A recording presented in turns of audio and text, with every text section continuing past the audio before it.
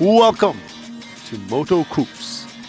This is me, Bern, and in this episode, we discuss transitioning from a small displacement bike to a big bike.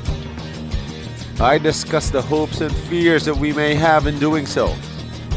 Also, I talk about kung paano ko naisip na mamamatay na yata ako nung pag-alis ko sa Harley Davidson showroom sa Green Hills. As always, please like and subscribe our channel. Alright, man. Here we go. What I wanted to talk about was my transition from a small displacement bike, 175cc, to this guy, 883cc Milwaukee Muscle. That transition, like, you know, I started out with 175 Kawasaki Barako. Man, the same thing that they use on tricycles. That's how I started, but I did have it tricked out. I had it customized by Toko Party Garage, his awesome garage. I think it's in Pot or somewhere, Taguig, I think. Anyway, I found them through Instagram. Did great work a half years ago. When I first started, it cost me a pretty penny, but it was beautiful, man. I love that thing. This 175cc, and it looked good. I mean, I guess anyone who had motorcycles, looks have to play a part in it. Yeah, I mean, if it's not a thing that you want to be practical, it's want to look good on it, and that thing looked good. I like it. But I gotta tell you, when I first saw it, if it was like 175cc lang, man, nalakihan pa rin ako eh. Parang, nakakatawa sa kanya eh. Kahit sila lang ah. Just goes to show you, man, what it is. Unless that thing is just like, I don't know, small as a Vespa or something, even if I'm like, you know, I'm 6 feet tall and 180 pounds or so, malalakihan pa rin kahit anong motor yan eh. Then the scooter. That thing had, you know, beefier wheels and stuff. But kala ko malaki pa rin eh. Enough after, I didn't even bring it home because I was so intimidated, you know. And I guess that's normal. I had my driver bring it home, so that's ako nag-drive ng kotse. It was great. When I got it home, you know, practice muna subdivision, blah, blah, blah. After a few months, you know, that thing was starting to get a little bit high maintenance. Because that donor bike was a little bit old, you know. Maybe it was, I think, 8 years old. Life already, before I made it to something else. But anyway, it was that time, and Una, it was a little bit high maintenance. Things were, I mean, it was rattling, vibrating a lot, and shook off a few screws. Hard starting, as with any, you know, two-stroke engine. After a while, but it was served its purpose.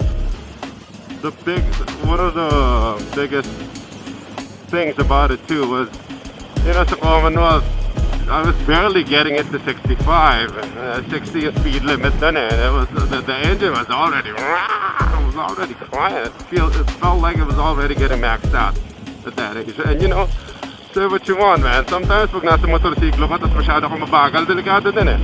So, you know, it was then that I decided, you know, maybe I wanted to get a big bike. I felt like I was ready. I just pa lang na 500,000. Tapos pumunta ako, no, maybe I could get into, you know, my journey of actually looking for a bike, why I ended up with this. But long story short, well, I went to all of the showrooms. Tapos nagpa-picture pa nga ako ng Paris. Oh, fuck. Talaga ng hump na yun, I swear to God. Sa lahat ng mga motors, ito yung pinaka nagustuhan ko. So, with it. I remember the first time that I was about to bring it home. I got the actual fucking bike. Took them a while, no? In order pa, syempre. Galing ako dun sa Harley Davidson of Manila at the branch sa may Green Hills.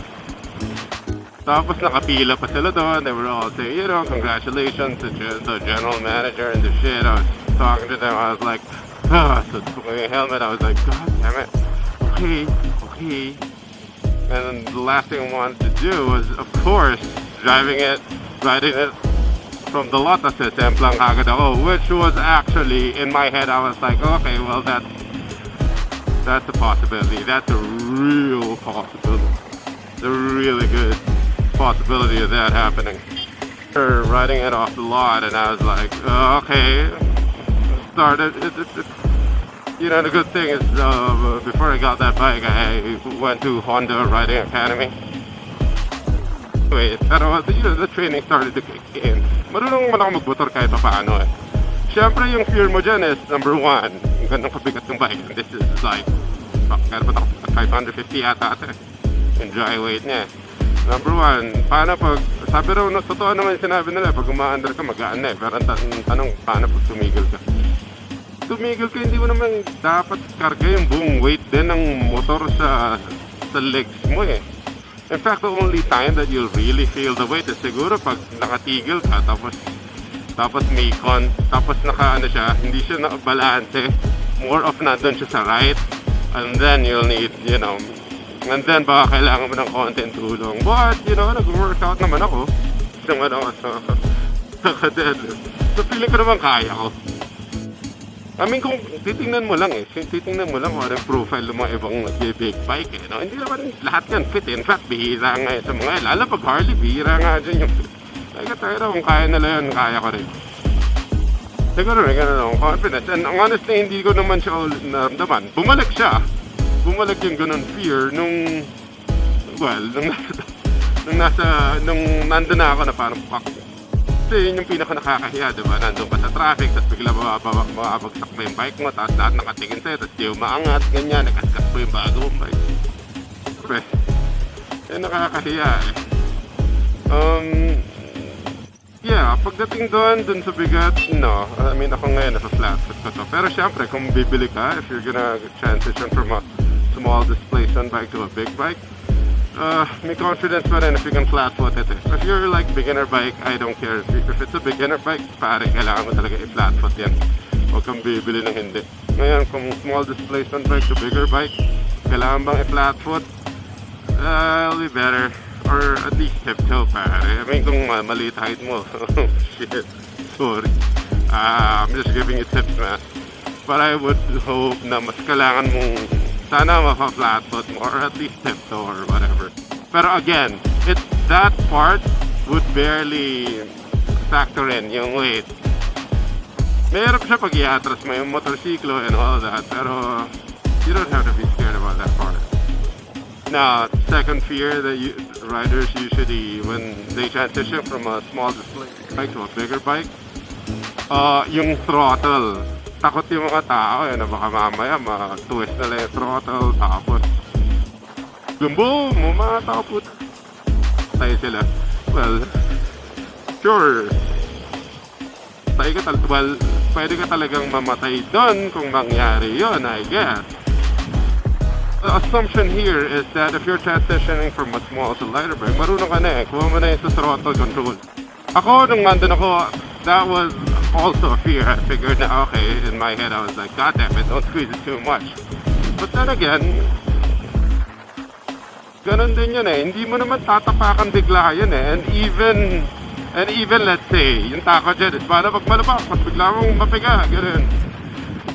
Trust me, man, your instincts would kick in na hindi ganun. Basta, obviously, I call it an F. Well, I got this from Greg Popovich. It's called appropriate fear. So if you think about not doing that,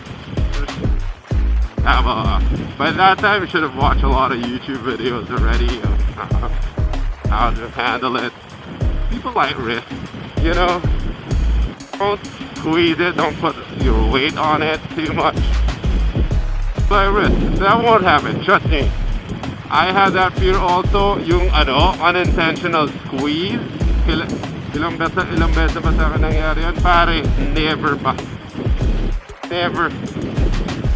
So, you know, again, it's fear. Of course it's fear. But, all things considered, yun yung fear na hindi mo dapat masyadong, that you don't have to worry about. Hindi mo unintentionally mapipigayan or whatever. Alright, so those are two things that, you know, people think about when they're transitioning to a big bike. Now, what can I tell you, man? If you're gonna transition to a bigger bike, it's gonna be beating it in the power. What I suggest is, by that time, you should have at least, I don't know, maybe around at least 6 months, no? 6 months road time. Dapat sanay ka na mag-major highways like C5 and EDSA, service roads and stuff. Dapat common na, dapat kaya mo na mag-U-turn. Ako hindi pa maka-U-turn na maayos, pero tinira ko na eh. Dapat alam mo na yun eh. Dapat marunong ko na rin ako. Nagustuhan ko na nung bumili ako ng custom bike is natuto malikot eh. Mga ganong medyo gets mo na ng konti. Tapos, pwede ka na tumalan eh. Ngayon, ako nga tumalan ako for 175 na 883. Yung friend ko, yun, tangayin eh. Yung si Jack, ang ginawa niya from 0 at 0. Tumalan na siya ng W eh. Nag-ano siya, 800cc, yung W800, 800cc yun eh. Tangin eh, medyo mataas yan ha. Pero, knowing Jax naman, ano siya eh, medyo takot din eh. Takot din yung tao eh. So, hindi naman niya binibirit na. Ngayon kung sira ulo ko, tangin na, birit ka ng birit. Tapos, first bike pala, huwag ganun. Pero, as in, di biro magmotor. Ayan, matayan pa ako, tangin na. Di biro magmotor. Here.